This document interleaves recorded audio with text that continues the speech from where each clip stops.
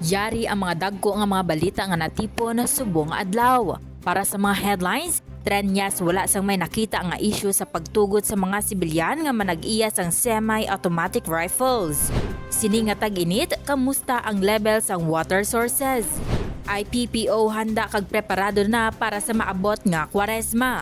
Kagyari ang detalye sang aton mga headlines. Sagwa sa mga kabalaka nga ang pagtugot sa mga sibilyan nga makapanag-iya sang semi-automatic rifles mahimo magdala sang posible nga halit. Wala sang issue nga nakita si Mayor Jerry Treñas sang Iloilo City sa siningatikang sang Philippine National Police. Apang ginhatagan importansya sang alkalde nga dapat kabahin sini ang pagpatuman sang strikto nga mga regulasyon sang pagpanag-iya sang armas bangod sa posible nga matabokon ang armas makadto sa sala ang mga kamot. Ang Republic Act 10591 o Comprehensive Firearms and Ammunition Regulation Act ang kadumili sa mga sibilyan sa pagpanag-iya sa mga automatic rifles. Apang ang PNP nagpahibalo sini lamang sang isa ka palaabuton nga patakaran nga nagatugot sa mga sibilyan nga legal nga makapanag-iya sang semi-automatic rifles. Nagpropose sang minor amendments ang isa ka technical working group sa implementing rules and regulations sang RA 10591 kaginpadala sa University of the Philippines Law Center for Publication para ma-fulfill ang requirements sa law publication. Nagligad nga semana ginpahayag sang Civil Security Unit Region 6 ang mga potensyal nga benepisyo sang siningatikang subong sang pagbuhin sa mga wala na rehistro nga armas bangod sang mas strikto nga mga regulasyon kag pagdugang sang kita sang gobyerno pinaagi sa mga bayad sa lisensya.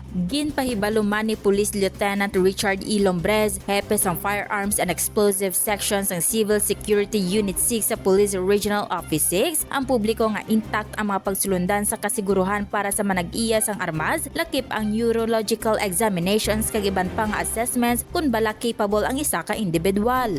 Para mabalaan ang level sang water sources sa palibot sang Iloilo kasunod sa naeksperyensyahan nga El Nino phenomenon, ginsuguran subong kolekta sang Provincial Government Environment and Natural Resources Office o PGNRO ang reports halin sa 43 local government units paagi sa ilang respective municipal environment and natural resources offices angot sa status sang water sources, ilog sang dams, suba kag bubon. Suno kay PGNRO Head Attorney Cesar Emmanuel Boyco Jr. nga gusto nila mahibaloan as early as now ang level sang water sources, ilabi na ang ginakuhaan sang water district sang supply nga amo ang maasin watershed sa banwa sang maasin. Gin-explain ni Boyco nga kinahanglan ini para makaplaster man sang mitigating measures ang provincial government para hindi na maglabot sa punto nga mawad-an sang supply, partikular na para sa household use. Ginaplanuhan naman kung paano mas ma-manage ang maasin watershed para in kaso nga may kalamidad pareho sang El Nino, masiguro nga makapadayon ini sa pag-supply sang tubig. Sang sinilang ginhambal ni Provincial Disaster Risk Reduction and Management Office Head Cornelio Salinas nga amat-amat na nga nabatyagan sang pila ka mga banwa nga malayo sa water sources ang paghina sang supply sang tubig.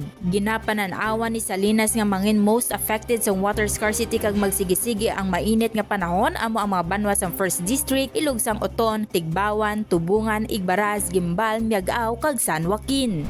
All systems go na ang Iloilo Police Provincial Office inisuno kay Police Major Rolando Araño, IPPO spokesperson toy sa ilang nga preparasyon sa maabot nga Kwaresma. Gisiguro sang IPPO nga sila mag-deploy kag magbutang sa mga police assistance desk sa kada major terminals kag seaports sa palibot sang probinsya sang Iloilo para mapasiguro ang katawhay kag seguridad sa mga nagapauli sa ilatag sa mga banwa. Gin-prioritize man sang IPPO ang pag-deploy sa mga police officers kag mga patrol sa mga simbahan, beach kag inland resorts kag parks bangod gina-expect ang pagdagsa sa mga tawo sa long weekend. Isa man sa ginalantaw sang kapulisan sa probinsya ang pagdagsa sang tawo sa mga kaislahanan, partikular na sa banwa sang Carles kag Concepcion usa diin madamo nga turista ang nagakadto kung holidays. Nagpanugyan man ang IPPO nga i-secure ang locks, mga pertahan kag mga bintana sang panimalay kung maglakat bangod iniman nga tion ang ginakwa nga tsansa sa mga malain nga elemento, ilabi na ang mga makawat bangod wala sang tawo ang mga panimalay.